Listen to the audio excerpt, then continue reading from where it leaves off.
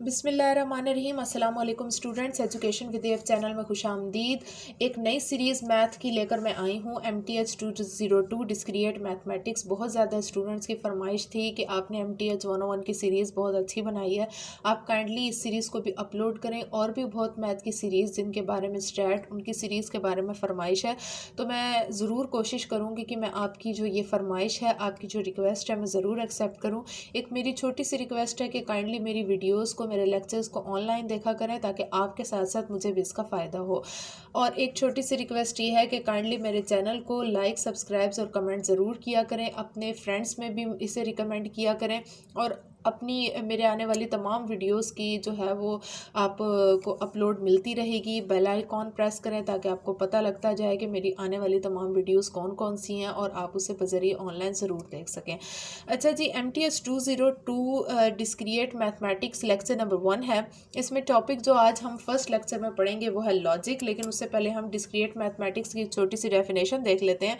It is a branch of mathematics dealing with objects that can assume only distinct separated value. ऐसी mathematics की branch जिसके अंदर कोई भी ऑब्जेक्ट आपको दिया जाए उसकी आप अलहदा अलहदा सेपरेट वैल्यूज़ बयान करें। फॉर एग्जांपल, आपके पास कोई भी ऑब्जेक्ट, आप उसकी वैल्यू बता रहे हैं कि इसकी 2.3 है या 4.6 है, यानी आपने उसकी वैल्यू बता दी है कि एग्जैक्ट वैल्यू इसकी ये बन गई है 4.6। आप ये नहीं कहते 4.6 एंड सो ऑन। अगर आप उसके आगे डॉट डॉट लगा देते हैं, इट मीन्स इसकी वैल्यू कंटिन्यूस है, यानी आप इसकी कंटिन्यूस वैल्यू नहीं बता रहे, यानी आप इसकी एग्जैक्ट वैल्यू नहीं बता रहे। तो जो जिसके अंदर हम ऑब्जेक्ट्स की अलग अलग सेपरेट वैल्यूज़ के बारे में पढ़ते हैं ना, वो डिस्क्रिएट मैथमेटिक्स होती है। एक और डेफिनेशन है, it is a study of mathematical structures that are fundamentally discrete rather than continuous. This branch deals with countable sets, finite sets और सेट्स विद सेम कार्डिनलिटी। तो ऐसी ब्रांच है मैथमेटिक्स की जिसके अंदर जो है वो हम डिस्क्रिएट वैल्यूज़ के बारे में पढ़ते हैं, कंटिन्यूस नहीं, यानी कोई भी वैल्यू है वो महदूद हद तक है। ऐसा सेट जिसके अंदर आपको महदूद वैल्यूज़ बयान कर दी जाए, यानी 0 से लेकर 5 तक अगर वैल्यूज़ हैं तो वो फाइनाइट सेट है और वो डिस्क्रिएट मैथमेटिक्स बन गई।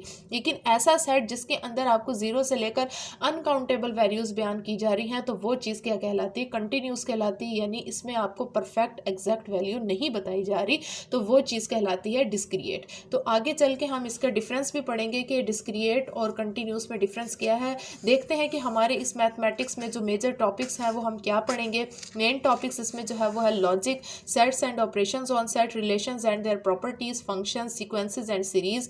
इस टॉपिक से तो आपको याद आया होगा कि MTH 101 का जो लास्ट 5 लेक्चर्स थे, 40 से लेकर 45 तक जो 6 लेक्चर्स बनते थे, उनमें सीक्वेंस एंड सीरीज बहुत अच्छे तरीके से डिटेल से हमने पढ़ी थी। Recurrence relations, mathematical inductions, loop invariants, combinatorics, probability, graphs and trees. Graphs and trees जो है वो फाइनल टर्म के हवाले से बहुत इंपॉर्टेंट होती है। प्रोबेबिलिटी भी, ये ना हमेशा इसमें से एक ना एक लॉन्ग क्वेश्चन लाजमी आता है। सीक्वेंस एंड सीरीज भी इंपॉर्टेंट होता है। इंपॉर्टेंट इसमें सारी चीज़ें हैं, लेकिन मैं आपको साथ साथ बताती रहूँगी कि MCQs के लिहाज से, शॉर्ट क्वेश्चन, लॉन्ग क्वेश्चन के लिहाज से कौन सी चीज़ ज़्यादा अहम है, ताकि आप उसको अच्छे तरीके से अब तैयार कर लें। ठीक है। अच्छा, आज हम पढ़ेंगे डिस्क्रिएट और कंटिन्यूस के दरमियान थोड़ा सा डिफरेंस देख लेते हैं।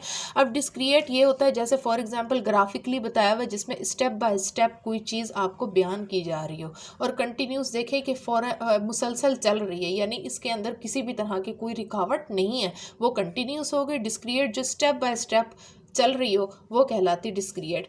एग्जाम्पल देखें कि अब -3 से -2, यानी ये और ये एक स्टेप है, ये दूसरा स्टेप है। -2 के से -1 के दरमियान हम नहीं देखेंगे, ये स्टेप है। फॉर एग्जांपल -3 और -2 एक स्टेप है। अगर मैं आपको कहूँ कि मेरे पास कुछ वैल्यूज़ का सेट है जो -3 से 0 के दरमियान है, तो वो मैंने आपको फाइनाइट वैल्यूज़ बता दी हैं। कंटिन्यूस में ये होता है कि -3 से लेकर 2 तक वैल्यूज़ जा रही हैं, लेकिन -3 और -2 के दरमियान भी अनकाउंटेबल वैल्यूज़ हैं जो पॉइंट्स की सूरत में आ जाती हैं, जैसे कि -3.11, -3.12, -3.13, इस तरह से। यानी ये वैल्यूज़ बहुत ज़्यादा होती हैं, अनलिमिटेड वैल्यूज़ होती हैं इन दो पॉइंट्स के दरमियान। तो जो चीज़ कंटिन्यूस होती है, यानी मुसलसल चल रही है, वो हो गई है कंटिन्यूस। और जो स्टेप बाय स्टेप आपको बयान कर रही है, जैसे फाइनाइट वैल्यूज़ बयान कर रही हो, वो डिस्क्रिएट होती है। अच्छा, व्हाट इज़ डिस्क्रिएट मैथमेटिक्स, जो पहले वाली डेफिनेशंस थी वो मैंने अपने रेफरेंस से निकाली थी। अब ये डेफिनेशंस जो है वो आपके हैंडआउट्स के मुताबिक हैं। कहता है discrete mathematics concern poses that consist of a sequence of individual steps, यानी आपको किसी भी प्रोसेस के बारे में बताया जाता है मुख्तलिफ इन स्टेप्स के लिहाज से, मतलब स्टेप बाय स्टेप आपको हर चीज़ बताई जा रही है। फॉर एग्जाम्पल कोई भी जैसे लॉजिक गेट्स होते हैं, तो लॉजिक से याद आया लॉजिक गेट्स जो कि इलेक्ट्रॉनिक्स या टेक्निकली हम पढ़ते होते हैं सब्जेक्ट्स में, तो उसमें लॉजिक गेट्स के 7 गेट्स होते हैं, तो स्टेप बाय स्टेप हम हर टाइप को पढ़ रहे होते हैं, तो वो चीज़ क्या कहलाती है, डिस्क्रिएट होती है। यानी कोई चीज़ ऐसी जो कंटिन्यूसली चल रही है, इसकी कंटिन्यूस की तो बेस्ट एग्जांपल है कंटिन्यूस की कि टाइम कभी भी नहीं रुकता, ये कंटिन्यूसली चल रहा है। अगर 5 घंटे हैं तो 5 घंटों के अंदर 1 घंटा है, 1 घंटे में 60 मिनट है, 60 मिनट के अगर 1 मिनट देखें उसमें 60 सेकंड है, 1 सेकंड देखें तो उसमें नैनो सेकंड्स है, मतलब ये कि ये बहुत सारी वैल्यूज़ पर मुश्तमिल है, तो वो चीज़ हो जाती कंटिन्यूस। और डिस्क्रिएट की बेस्ट एग्जांपल मैं आपको ये दूंगी कि फॉर एग्जांपल आप देख लें कि आप 1 किलोमीटर सफ़र करते हैं, आप एक स्टॉप से दूसरे स्टॉप पर जाकर रुक जाते हैं, तो वो आपका स्टॉप बन गया, वो आपके लिए एक डिस्क्रिएट हो गई। फिर आप उस स्टॉप से दूसरे स्टॉप पे जाते हैं, फिर उस स्टॉप से, यानी आप कहीं ना कहीं रुक रहे हैं, स्टेप बाय स्टेप प्रोसेस कर रहे हैं, वो चीज़ कहलाती है डिस्क्रिएट। ठीक है। अच्छा, logic is a study of the principles and methods that distinguish between a valid and a invalid argument. अब लॉजिक क्या है, आपको 2 आर्गूमेंट्स होते हैं, जो एक वैलिड होता है और इनवैलिड आर्गूमेंट्स होता है, उनके दरमियान फ़र्क को बताता है। इसकी कंप्लीट डिटेल हम आगे पढ़ेंगे। ये ऐसे प्रिंसिपल्स पर मुश्तमिल होता है जो कि आपको बताएगा हाँ या ना। लॉजिक की बेस्ट बात ही यही है कि ये आपको सीधी तरह जवाब देता है, ये है, हो सकता है, ये नहीं हो सकता, यानी ये वैलिड है, ये इनवैलिड है, सीधी बात करेगा, तो ये चीज़ हो जाती है लॉजिक। सिंपल स्टेटमेंट क्या होती है, ये जो मैं आपको डेफिनेशंस बता रही हूँ ये आपके एमसीक्यूज़ में भी आ सकते हैं, ये डिफरेंस भी आपके एमसीक्यूज़ में आ सकता है, एमसीक्यूज़ के पॉइंट ऑफ व्यू से भी बहुत इंपॉर्टेंट है, 2 नंबर के क्वेश्चन के पॉइंट ऑफ व्यू के हिसाब से भी बहुत इंपॉर्टेंट है कि आपसे फ़र्क भी पूछ सकते हैं, what is the difference between the continuous and discrete mathematics. तो आप बता सकते हैं कि कंटिन्यूस और डिस्क्रिएट में क्या फ़र्क होता है। A statement is a declarative sentence that is either true or false but not both. A statement is also referred as a proposition. Statement ये होती है कि जो आपको ये बता रही हो, ऐसे सेंटेंस पर मुश्तमिल हो जो कि ट्रू भी हो सकता है, यानी दुरुस्त भी हो सकता है, और गलत भी हो सकता है, या दोनों नहीं हो सकते। तो स्टेटमेंट जो होता है वो प्रोपोजिशन पर होता है। इसकी कुछ एग्जांपल्स हैं, ये आपकी हैंड आउट से ली गई हैं कि 2 + 2 4 है, तो ये एक स्टेटमेंट है कि 2 + 2 4 ही होते हैं। इट इज़ संडे टुडे, तो मेरे हिसाब से ये बात ठीक भी है, इट इज़ संडे टुडे, क्योंकि आज संडे ही है, और आप लोगों के लिहाज से ये बात फॉल्स भी हो सकती है क्योंकि आपके लिहाज से आज का दिन संडे नहीं है, लेकिन ये स्टेटमेंट है, तो ये ट्रू हो या फॉल्स हो, लेकिन ये एक सिंपल स्टेटमेंट बनती है। ठीक है।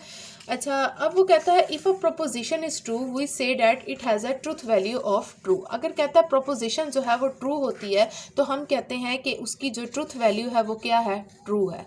ठीक है। If a proposition is false is its truth value is false, the truth values true and false are respectively denoted by the letters T and F. अब कोई भी प्रोपोजिशन हो, मैंने आपको बताया ना, जो सिंपल सेंटेंस है वो प्रोपोजिशन भी कहलाता है, तो अब वो उसी प्रोपोजिशन की बात कर रहा है, स्टेटमेंट से लेकर सेंटेंस और सेंटेंस से लेकर प्रोपोजिशन, ये सब एक ही चीज़ें हैं।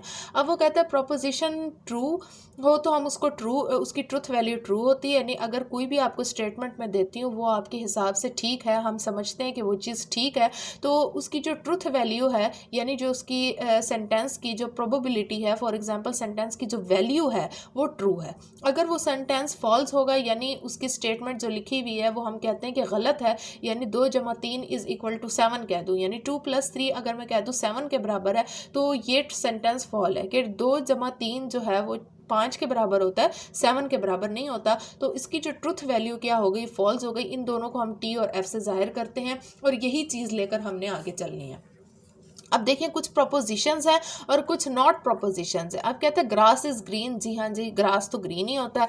4 + 2 = 6, अब 4 + 2 जो है वो 6 ही होता है, और 4 + 2 = 7, अब 4 + 2 तो 7 नहीं होता। अब ये स्टेटमेंट ट्रू है और ये स्टेटमेंट फॉल्स है। There are 4 fingers in a hand, जी हाँ जी, हमारे हाथ में 4 फिंगर्स होती हैं, ये एक थंब होता है, तो ये बात ठीक है, स्टेटमेंट दुरुस्त है। अब नॉट प्रोपोजिशन क्या होती है, क्लोज द डोर। अब हमें नहीं पता कि कि क्लोज द डोर, कौन सा डोर क्लोज करना है, रूम का करना है, बेडरूम का करना है, ड्राइंग रूम का करना है, यानी हमें परफेक्ट लोकेशन परफेक्ट चीज़ का नहीं पता, आइदर क्लासरूम का बंद करना है, आइदर हमने जो है वो किसी और चीज़ का ऑफिस का गेट क्लोज करना है, यानी ऐसा सेंटेंस जिसके अंदर हमें प्रॉपरली कोई बात समझ ना आ रही हो, मीनिंगफुल बात ना हो, तो वो नॉट प्रपोजिशन हो जाती है। x इज़ ग्रेटर देन 2, ठीक है, x की वैल्यू क्या है, अब हमें नहीं पता, x की वैल्यू कुछ भी हो सकती है। अब वो मैं कह दूँ, फ़र्ज़ कर लें कि x की वैल्यू 1 है, तो क्या ये बात ठीक है? नहीं, ये बात तो ठीक नहीं है। तो अब हमें नहीं पता कि x जो है वो किसके इक्वल है, और हम नहीं बता सकते ये ग्रेटर देन 2 है या लेस देन 2 है, तो इसलिए ये क्या हो गई है, नॉट प्रपोजिशन हो गई है। ही इज़ वेरी रिच, कौन रिच, कौन सी पर्सनैलिटी के बारे में बात कर रहे हैं, सेंटेंस तो ठीक है, स्टेटमेंट तो है, लेकिन हमें नहीं पता कि कौन जो है वो रिच है। अब यहाँ पे उसने कहा ग्रास इज़ ग्रीन, ठीक है, ग्रास को उसने रेफर किया कि ग्रास ही ग्रीन है, उसने ये नहीं कहा कि दिस इज़ ग्रीन। अगर वो कहता दिस इज़ ग्रीन तो हमें नहीं पता था कि आज चीज़ ग्रीन है, यानी ऐसी चीज़ जिसकी हमें परफेक्टली कोई आर्गूमेंट पता नहीं चल रहा वो कहना क्या चाह रहा है, किसके बारे में बात कर रहा है, तो वो चीज़ कहलाती है नॉट प्रपोजिशन। और ऐसा स्टेटमेंट या ऐसी सेंटेंस जिसके बारे में हमें पता चल रहा हो कि ये हाँ जी ये सेंसेबल बात है, वो कहलाती प्रपोजिशन। और नॉन सेंसेबल बात जिसके बारे में कोई चीज़ स्टेटमेंट जो है वो रेफर नहीं करती, वो नॉट प्रपोजिशन होती है। आई होप आपको इतनी सारी डिटेल से अच्छे तरीके से समझ आ गई होगी। अब रूल क्या होता है कि if a sentence is proceeded by other sentence that make the pronoun or variable reference clear then the sentence is a statement. अब वो कहता है if a sentence is preceded by other sentence, अगर कोई सेंटेंस दूसरे sentence के साथ preceded करता है यानी लोकेट करता है, या एक सेंटेंस दूसरे, जैसे कहते हैं Ali is a good boy, he is going to the classroom, तो he is going to the classroom की समझ आ गई कि ये अली के बारे में ही बात कर रहा है, ठीक है। तो फिर वो कहता है that make the pronoun or variable reference clear, तो इससे हमें क्लियर हो जाता है कि ये जो प्रोनाउन ही हमने इस्तेमाल किया है वो किसको रेफर कर रहा है, अली को रेफर कर रहा है। Then the sentence is a statement, फिर सेंटेंस जो है वो स्टेटमेंट कहलाता है, ये रूल है, ठीक है। एग्जाम्पल्स है, कहता है एक्स इज इक्वल टू 1, अब एक्स हमारे पास 1 के इक्वल है और क्वेश्चन है कि एक्स इज ग्रेटर देन 2। तो अब देखें x is greater two is I statement, ये एक स्टेटमेंट उसने दी है, ठीक है, विथ ट्रूथ वैल्यू फॉल्स। अब इसकी ट्रूथ वैल्यू फॉल्स है, कैसे, x 1 के बराबर है, ठीक है, अगर मैं 1 पुट कर देती हूँ तो क्या 1 जो है वो ग्रेटर देन 2 है, नहीं, तो इसकी ट्रूथ वैल्यू इसलिए फॉल्स हो गई है, क्लियर। अब वो कहते हैं Bill Gates is an American, Bill Gate एक अमेरिकन है, he is very rich, he is very rich. अब देखें बिल गेट्स के बारे में बात की जा रही है, ही इज़ वेरी रिच, अब ये जो प्रोनाउन ही है वो रेफर कर रहा है बिल गेट्स को, तो फिर हम कहेंगे he is very rich is a statement with truth value true. जी हाँ जी, बिल गेट्स जो है वो वाकई ही बहुत जो है वो रिच पर्सन है, तो ये बात जो है ये स्टेटमेंट जो है वो ट्रू हो गई है। अब समझ आ गई आपको। अब कुछ अंडरस्टैंडिंग स्टेटमेंट्स हैं, हम बताएंगे कि ये स्टेटमेंट है या नहीं है। ये सब चीज़ें आपके हैंड आउट्स हैं, मैं उनको सामने शो ऑफ नहीं कर सकती, आप अपने हैंड आउट्स को साथ साथ ओपन करके बेशक देखते रहें। ये तमाम चीज़ें आपके हैंड आउट से ली गई हैं, कुछ इंपॉर्टेंट चीज़ें हैं जो आपके हैंड आउट्स में नहीं है, तो वो मैंने नोट्स बना के आपके सामने रख दी हैं, ठीक है। अच्छा देखिए, कहता है कि x + 2 is positive.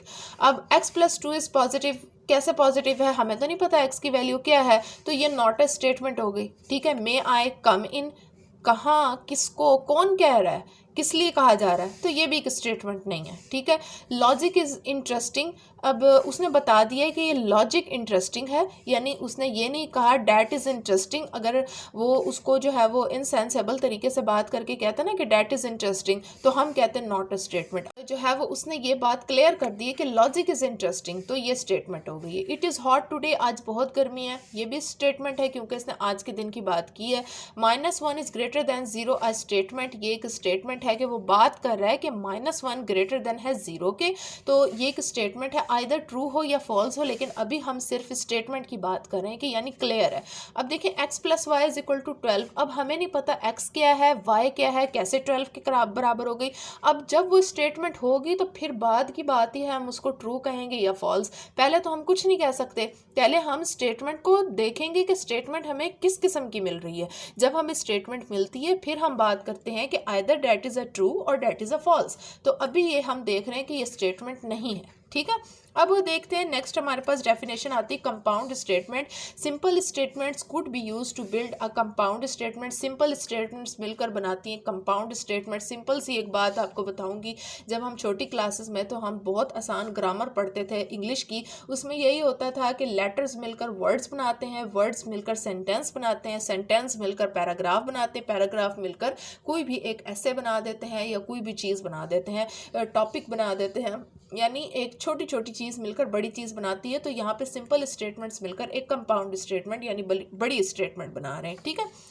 Logical connectives क्या होती हैं, उनकी कुछ एग्जांपल्स आपके सामने हैं। आपको बता देते हैं कि लॉजिकल स्टेटमेंट्स कनेक्टिव्स क्या होती है, यानी ऐसी चीज़ें जो दो जुमलों को आपस में मिला रही हैं ना, वो हम डिस्क्रिएट मैथमेटिक्स में कहते हैं लॉजिकल कनेक्टिव्स। और इंग्लिश में हम उसको क्या कहते हैं, उर्दू में तो हम क्या कहते हैं, का, के, की को हरूफ जार कहते हैं। इंग्लिश के अंदर जो है वो हम उसको क्या कहते हैं, कनेक्टिव्स कहते हैं। तो मैथ के अंदर हम उसको कहते हैं लॉजिकल कनेक्टिव्स, ठीक है। अच्छा, 3 + 2 = 5 and Lahore is a city in Pakistan. अब इसने दो जुमले हैं, दो स्टेटमेंट्स हैं, उनको एंड के ज़रिए से क्या कर दिया, कनेक्ट कर दिया।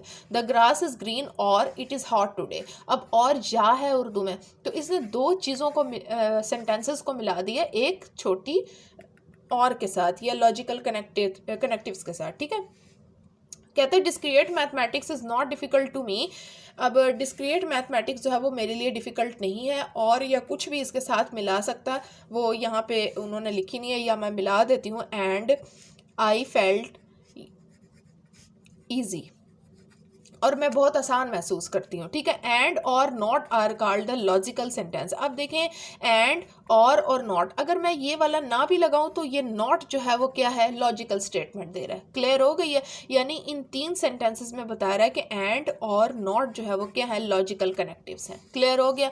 अच्छा, नेक्स्ट है सिंबॉलिक रिप्रेजेंटेशंस क्या होती हैं। Statements are symbolically represented by the letters such as P, Q, R. अब इसकी सिंबॉलिक रिप्रेजेंटेशन जो है वो किस तरह से बता रहा है, कहता है कि कुछ स्टेटमेंट्स हैं, इनको हम पी, क्यू, आर से जाहिर करते। एग्जाम्पल है कि पी को हम जाहिर करें Islamabad is the capital of Pakistan, ठीक है, और Q को जो है वो हम किससे जाहिर कर रहे हैं, 17 इज डिविजिबल बाय 3। यानी वो एग्जाम्पल में बता रहा है कि इन स्टेटमेंट्स को डिस्क्रिएट मैथमेटिक्स के अंदर P, Q, R से जाहिर कर सकते हैं। आप इन स्टेटमेंट्स की जगह कोई भी स्टेटमेंट्स लिख सकते हैं, ये नहीं है कि ये स्टेटमेंट है तो यही लिखी जाएंगी, आपको एक एग्जाम्पल के तौर पर बताया जा रहा है। क्लियर हो गया।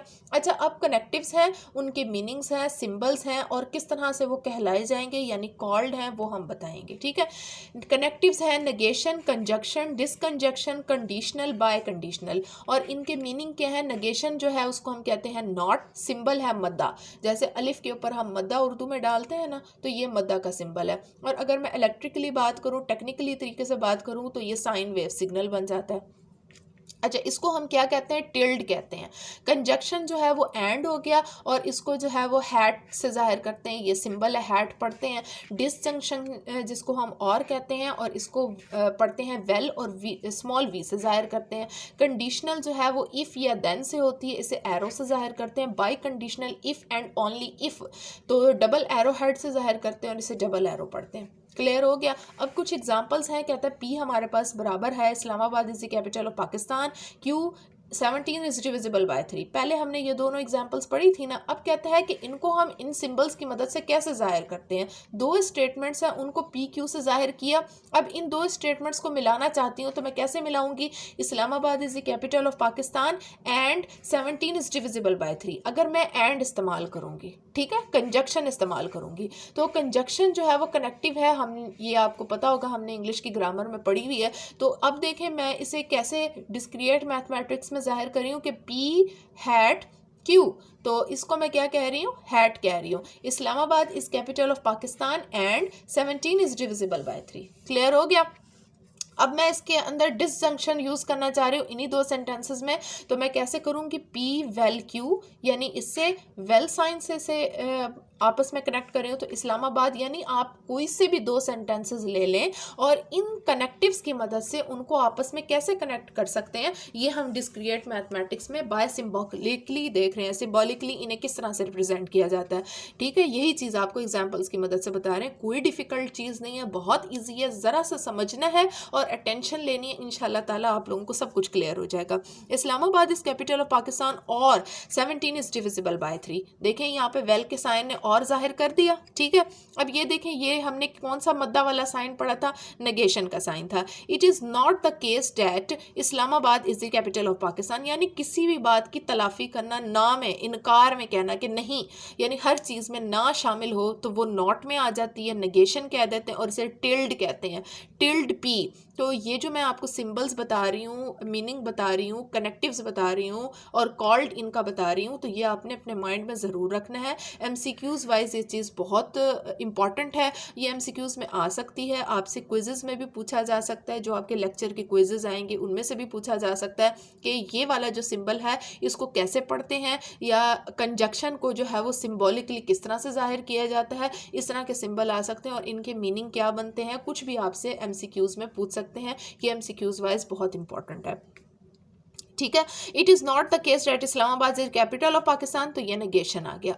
और simply Islamabad is not the capital of Pakistan. अब ये हम सेंटेंस नहीं हुआ तो हम यूं भी पढ़ सकते हैं कि Islamabad is not the capital of Pakistan. तो ये दोनों स्टेटमेंट जो है वो नेगेशन पी को ही जाहिर कर रही हैं। If then, if and only if जो है वो हम नेक्स्ट आने वाले लेक्चर्स में पढ़ेंगे। तो मतलब ये कि अभी जो है वो हम इन चीज़ों को डिस्कस करें, तो आगे आने वाले लेक्चर्स में तमाम कनेक्टिविटीज़ इस्तेमाल होगी। क्लियर हो गया, अंडरस्टूड, ठीक है। Translating from English to symbols. अब इंग्लिश के कुछ सेंटेंसेस हैं, इनको आपने सिंबल्स में कन्वर्ट करना है। ये भी MCQs में आ सकता है, क्विज़ेस के लिहाज से बहुत ज़्यादा इंपॉर्टेंट है, ठीक है। और हो सकता है मे बी कुछ सेंटेंसेस आपको दे दें और 2 नंबर का क्वेश्चन बना के कह दें कि आप जो है वो इसे सिंबॉलिकली जाहिर भी करें। P, it is hot, it is Sunny, ठीक है। अब आपने इसको जो है वो सिंबॉलिकली जाहिर करना है। इट इज़ नॉट हॉट, ये सिंबॉलिकली जाहिर हो गया नेगेशन P से। 2 स्टेटमेंट्स दिए, उसने कहा आप इसमें पुट करें। It is hot and sunny, P hat Q। It is hot or sunny, P vel Q। It is not hot. अब देखें आधे स्टेटमेंट को देखें, वो कहता है इट इज़ नॉट हॉट, तो ये आ गया negation P but Sunny, and Sunny को बट सनी में जाहिर कर दी। क्लियर हो गया।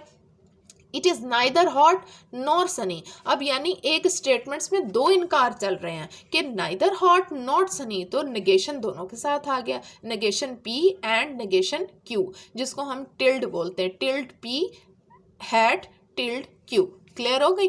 अब कुछ मज़ीद एग्जाम्पल्स हैं, H, W और S से ज़ाहिर की गई हैं। यानी उसने एक एग्जाम्पल्स में बात की है कि PQR है, तो ये नहीं कि PQR है तो PQR ही होगा, इसके अलावा कुछ नहीं होगा। वो आपको पेपर में HWS भी दे सकता है, XYZ भी दे सकता है, UVW भी दे सकता है। अगर मैं आपको याद करवाऊँ तो ये हमारे A यूनियन B और A इंटरसेक्शन B वाली चीज़ें आ रही हैं। और कुछ जो है वो जो इलेक्ट्रॉनिक्स या इलेक्ट्रिकल फील्ड से ताल्लुक़ रखते होंगे उन्हें ये चीज़ समझ आ रही होगी कि एंड और गेट इस्तेमाल हो रहा है। तो ये चीज़ मैं आपको आगे क्लियर करूँगी, अभी आप इस कन्फ्यूजन में ना जाएं। तो देखिए HWS, बस ये जहन में रखें कि आपको सेंटेंस जिन सिंबल्स में देगा ना, उन्हीं सिंबल्स में आपने हैट, वेल और टिल्ड या एरो या डबल एरो से जाहिर करना होगा। क्लियर हो गई है। मतलब आपने सिंबल्स अपने जहन में रखने हैं। आपको यहाँ पे जो है वो कुछ भी दे सकता है, HWP यानी कोई भी चीज़ आपको दे सकता है, ठीक है। अब कहता है H है ज़िया इज़ हेल्दी, W है Zia is wealthy, and S जो है वो कहता है Zia is wise. Translate the compound statements to symbolic form. Zia is healthy and wealthy but not wise. आप देखें ज़िया इज़ हेल्दी, आपको इस तरह के सेंटेंसेस भी दे सकता है और आपने इस कंडीशन में लाना है सिंबॉलिक फॉर्म में, ये भी आ सकता है। Zia is healthy, Zia is healthy and wealthy, H and W यानी H हैट W आ गया, बट नॉट वाइज। बट की बात आ गई, कनेक्ट करना है दूसरे सेंटेंस को। अब ये बट जो है वो दूसरी चीज़ को कनेक्ट कर रहा है ना, तीसरे सेंटेंस को, तो यहाँ पे हैट आ गया। नॉट वाइज हमने जाहिर कर दिया नेगेशन S से। क्लियर हो गई। अब कहते हैं Zia is not wealthy but he is healthy and wise. Zia is not wealthy, सबसे पहले तो आप इसको ज़िया इज़ नॉट वेल्दी को देखें, नेगेशन W आ गया क्योंकि ज़िया इज़ वेल्दी W से है। क्लियर हो गई। बट अब यहाँ पे कनेक्टिव हो रहा है सेकंड सेंटेंस का कि ही इज़ हेल्दी, तो यहाँ पे हम हैट इस्तेमाल करेंगे। अब ये वाला जो बट है इन दो सेंटेंसेस का मिक्सचर है, he is healthy and wise, ठीक है, यानी दो सेंटेंसेस को एंड से कनेक्ट कर रहा है, ठीक है, बट से सेपरेट कर दिया और एंड से दो सेंटेंसेस को कनेक्ट कर दिया, तो he is healthy H, hat S. Clear. Next देखें, Zia is neither healthy wealthy nor wise. अब इस तीनों सेंटेंसेस में जो है वो नाइदर हेल्दी वेल्दी यानी दो सेंटेंसेस में भी इनकार आ गया, नॉर वाइज यानी उसने इसमें भी इनकार कर दिया, तो हम negation H and negation W hat negation S, यानी इसने तीनों चीज़ों को सेपरेट भी किया है और तीनों चीज़ों को उसने जो है वो इनकार में जाहिर किया है, तो ये इस तरह से जाहिर होगा। क्लियर। उम्मीद करती हूँ ज़रूर हुआ होगा।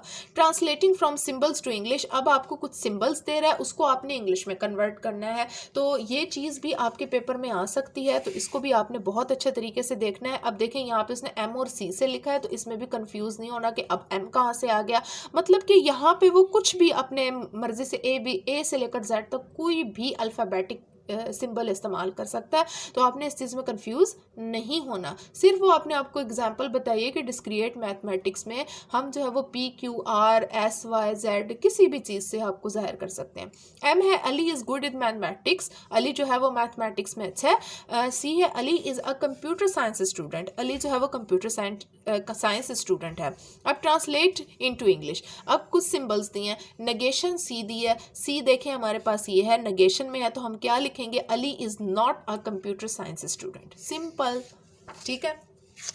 नेक्स्ट देखें, वो कहता है सी वेल एम, अब एम हमारे पास था कि Ali is good in mathematics, तो अब हम क्या कहेंगे, Ali is a computer science student और गुड इन मैथमेटिक्स। सी को पहले लेंगे कि Ali is a computer science student और वेल को कहेंगे और गुड इन मैथमेटिक्स, ठीक है। बार बार अली यूज़ नहीं कर सकते, कुछ हम इंग्लिश की ग्रामर के रूल्स भी देखेंगे। क्लियर। अब वो कहता है एम जो है, क्योंकि एक सेंटेंस के अंदर जो है हम ये लिख सकते हैं और he is good in mathematics, ये लिख सकते हैं और he is good in mathematics, यानी आप सेंटेंस को कनेक्ट कर रहे हैं with the help of a pronoun, ठीक है। अच्छा, एम हैड नेगेशन सी, अब इसमें वो कहता है कि एम हैड जो है वो नेगेशन सी क्या जाहिर कर रहा है, Ali is good in maths but not a computer science student, ठीक है, तो यानी इसमें नेगेशन सी में आ गई और दूसरे को हैड के साथ कनेक्ट कर दिया। अब कहता है convenient method for analyzing a computer statement is to make truth table, एक आसान तरीका है कि कोई भी कंपाउंड स्टेटमेंट है उसको हम जाहिर या एनालाइज करें, तो उसको हम ट्रुथ टेबल की मदद से जाहिर करते हैं। अब ट्रुथ टेबल क्या है, अ truth table specifies the truth value of a compound proposition for all possible truth values for of its constituent propositions, कोई भी आपके पास स्टेटमेंट हो, वो ट्रू है, फॉल्स है या सिंबल्स है, आप उसको जो है वो सिंबॉलिकली रिप्रेजेंट कर सकते हैं कंपाउंड स्टेटमेंट को with the help of a truth table. Clear. अब देखिए नेगेशन है, if P is a statement variable then negation of P not P is denoted by as this tilt P if has positive opposite truth table from P, that is P is true and negation is false, then P is false and negation, यानी simple सी बात है कि अगर हमारे पास P जो है वो true है तो इसकी नॉट नेगेशन P बन जाएगी। क्लियर है ना, ठीक है, जिसको हम क्या बोलते होते हैं, टिल्ड बोलते हैं, नेगेशन को हम क्या बोलते हैं, टिल्ड बोलते हैं सिंबल को ना, तो P का ऑपोजिट क्या बन जाएगा, टिल्ड बन जाएगा। अगर P ट्रू है तो उसका ऑपोजिट फॉल्स होगा, अगर P फॉल्स है तो उसका ऑपोजिट ट्रू बन जाएगा। तो ये हमने ट्रुथ टेबल में जाहिर कर दिया। अब बताएं मुश्किल है कोई, बिल्कुल भी नहीं मुश्किल, यानी जो हमारे पास स्टेटमेंट थी अब हम उसको with the help of a table भी जाहिर कर सकते हैं और ये चीज़ आगे चलेगी। इसे आपने अपने जहन में क्लियर रखना है कि अगर P है तो उसको टिल्ड P से हम जाहिर करते हैं, इसलिए जाहिर करते हैं कि वो P के ऑपोजिट है। अगर P फॉर एग्जांपल हमारे पास ट्रू है तो टिल्ड P फॉल्स होगा, अगर P हमारे पास फॉल्स है तो टिल्ड P ट्रू होगा, क्योंकि नेगेशन टिल्ड जो है वो नेगेशन को जाहिर करता है और नेगेशन का मतलब है not. Clear. Conjunction, if P and Q are statements, अब हर चीज़ का अलग अलग हर कनेक्टिव का जो है वो आपको ट्रुथ टेबल बता रहा है कि if P and Q are statement then the conjunction of P and Q is P and Q, यानी P एंड Q, तो P हैट Q हो गया, ऐसे ही है ना। तो इसको हम कैसे डिनोट करेंगे, पी हैड क्यू से।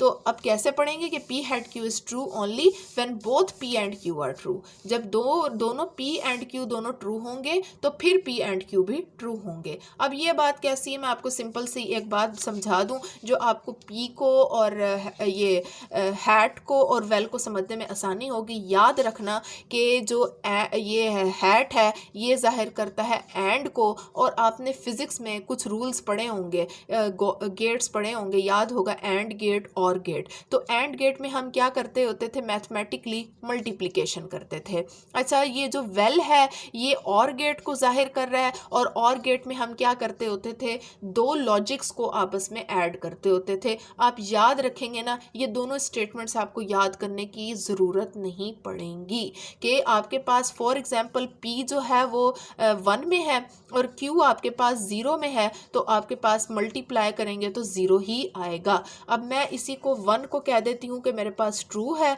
और 0 को कह देती हूँ मेरे पास फॉल्स है। आप इसे मल्टीप्लाई कर लें, आपका आंसर जो है वही आएगा जो इसमें जाहिर किया गया। अब देखें, कहता है पी आपके पास टी है और क्यू भी टी है। एक चीज़ और भी मैं आपको बता दूं कि अब आप ये ट्रुथ टेबल कैसे याद रखेंगे कि नेगेशन वाले में तो 2 वैल्यूज़ आ रही थी और इसमें 1 आ रही है। हमेशा याद रखें कि अगर आपके पास यहाँ पे नेगेशन में सिर्फ पी है, इसका मतलब है आपके पास एक इनपुट है, 2 की पावर जो है वो क्या आ गई, 1 इज इक्वल टू क्या हो गया, 2। यानी इसकी इनपुट्स कितनी बनेंगी, 2 बनेंगी, पहली ट्रू और दूसरी फॉल्स। क्लियर हो गई। अब आपके पास 2 इनपुट्स आ रही हैं, पी भी आ रही है और क्यू भी आ रही है, यानी आपको 2 सिंबल्स दे रहा है, ऐसे ही है ना। तो 2 की पावर कितनी हो गई, 2 की पावर 2 से मुराद ये है कि 2 को 2 टाइम्स मल्टीप्लाई करें तो इट मीन्स कि इक्वल टू किसके हो गया, 4 के। ठीक है, इसका मतलब है कि 2 टाइम ट्रू होगा और 2 टाइम फॉल्स होगा। इसी तरह अगर आपको कह दे कि पी क्यू और तीसरा आपके पास वैल्यू आर है,